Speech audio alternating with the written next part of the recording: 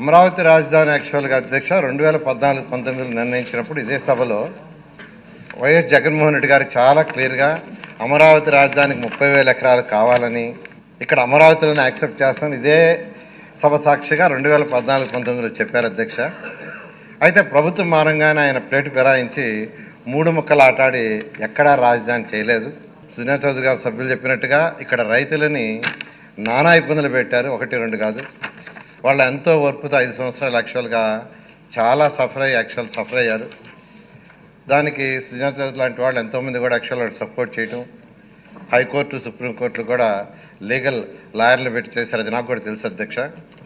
ఆ విధంగా గత 5 సంవత్సరాల్లో ఇక్కడ రైతులు చాలా ఇబ్బందులు పడ్డారు. ఎందుకంటే 2015 జనవరి 1 ల్యాండ్ పుల్లింగ్ నోటిఫికేషన్ ఇచ్చాం అధ్యక్ష.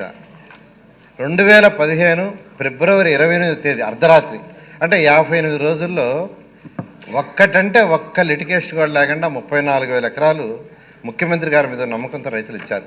అంటే ఇక్కడ మంచి రాజధాని కడతారు, వాళ్ళ యొక్క భూములకు కూడా విలువ వస్తుంది అనేదంతా. కానీ గత ప్రభుత్వం దాన్ని నిర్వహణ చేసి మొత్తం స్పాయిల్ చేసిన విషయం వాస్తవం అధ్యక్ష. అందుకనే ఈ ప్రభుత్వం రాగానే వెంటనే రాజధాని నిర్మిస్తారని ముఖ్యమంత్రి గారు చెప్పటం, దాని మీద ఉన్న అనేక హర్డిల్స్, దాదాపు ఈ 7 నెలలు 8 నెలలు ఆ హర్డిల్స్ అని ఓవర్కమ్ అయ్యి ఈరోజు యాక్చువల్గా టెండర్లన్నీ పిలిచాం అధ్యక్ష.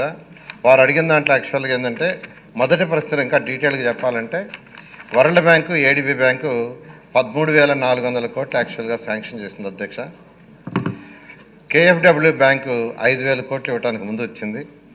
పబ్లిక్ సెక్టర్ కంపెనీస్ హట్కో 11,000 కోట్లు ఓకే చేసింది. స్టేట్ గవర్నమెంట్ నుంచి లెటర్ కూడా నేను వెళ్ళిపోయింది అధ్యక్ష. రేపు ఎల్లుండే వాళ్ళు వచ్చి అగ్రిమెంట్ కూడా చేస్తారు.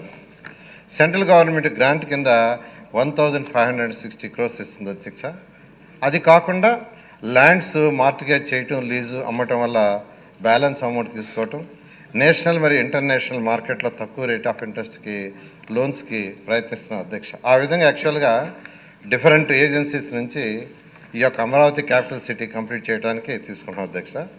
ఇది 3 సంవత్సరాల్లో కంప్లీట్ చేయడానికి ప్లాన్ చేసాం. ఆ విధంగా టెండర్లు కూడా పిలిచాము.